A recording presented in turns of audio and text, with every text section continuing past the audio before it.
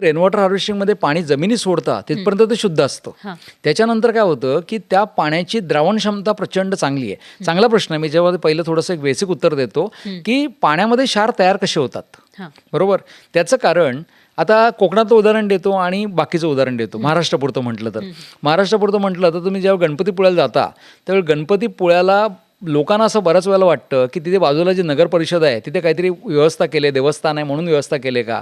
ॲक्च्युअलमध्ये तसं अजिबात नाही आहे. तिथलं पाणी नॅचरली मुंबईपेक्षा चांगलं आहे. मुंबईच्या पाण्याचा TDS 50 आहे तर त्यांच्या पाण्याचा TDS फक्त 40 आहे. मग त्या समुद्रकिनाऱ्याच्या बाजूला असं कसं झालं तर ही निसर्गाची एक रचना आहे की जिथे जांबा दगडामुळे तिथल्या विहिरीमध्ये चांगलं पाणी मिळतं.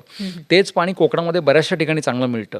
पण तेच तुम्ही घाट चढून वरती गेलात पुणा त्याच्यानंतर सगळा खानदेश, मराठवाडा, तर या सगळ्यामध्ये काय होतं जेव्हा पाऊस पडतो ना तेव्हा पावसामध्ये डिझॉल्विंग कॅपॅसिटी जास्त असते. डिझॉल्विंग कॅपॅसिटी म्हणजे काय की दुसऱ्या गोष्टीला विरघळून घेण्याची कॅपॅसिटी त्यामध्ये.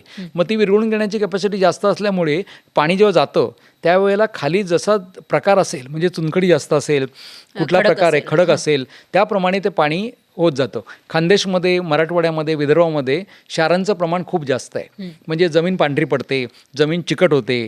ते प्रमाण वाढण्याचं कारण आहे की खडकाळ जमिनीमध्ये पण पाणी हे होतं. बऱ्याचशा ठिकाणी राजस्थानमध्ये तुम्हाला प्रचंड क्षारयुक्त पाणी मिळतं, गुजरातमध्ये मिळतं, मध्य प्रदेश मिळतं. तोच आपला जो किनाऱ्याचा भाग आहे त्याच्यामध्ये मात्र तो प्रॉब्लेम कमी आहे. म्हणून त्याच्यामध्ये महाराष्ट्रापुरता मी एक स्वतःची थेरी बनवलेली आहे. त्याचा अर्थ असा आहे की महाराष्ट्रापुरतं म्हणायचं म्हटलं तर कोकण सोडला तर सर्व ठिकाणी पाणी एक्स्ट्रीमली हार्ड आहे.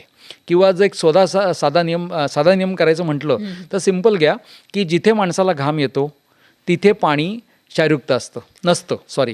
आणि जिथे घाम येत नाही तिथे क्षार हे होतं. तुमचा मराठवाडा, खानदेशमध्ये आपल्याला घाम येत नाही, तिथे ड्राय ॲटमॉस्फिअर आहे. तिथे पाणी जे आहे ते क्षारयुक्त आहे, प्रचंड क्षारयुक्त आहे. म्हणजे ड्रेन हार्वेस्टिंग केलेलं जे वॉटर आहे, जे साचवून ठेवलेलं वॉटर आहे ते सुद्धा क्षारयुक्त नंतर होऊ शकतं. नाही होतंच, क्षारयुक्त होतंच. पण ते डिपेंड पण आहे. ते जर कोकणामध्ये असेल तर क्षारयुक्त नाही होत, कारण तिथला जिओस्ट्रक्चर तसं आहे, भूगर्भ तसं आहे. आणि ते तुमचं मराठवाड्यामध्ये रेन वॉटर हार्वेस्टिंग करून जे पाणी साचलं जातं ते क्षारयुक्त होतं. आणि ते तसंही होणारच आहे, कारण ओपन वेल, बोरवेल या सगळ्यांचा जो सोर्स ऑफ वॉटर आहे ना तो पाऊसच आहे. जमिनीखाली पाणी येतो कुठून? पावसाचंच येतं आणि ते क्षारयुक्त होणारच आहे त्याच्यामध्ये. त्यामुळे आत्तापर्यंत आपण गेली 25-30 वर्ष क्षारयुक्त पाणी वापरून आपण प्रश्न निर्माण केलेत. आता त्याच्यावरचं उत्तर मिळालं आहे, ते वापरण्याची वेळ आली.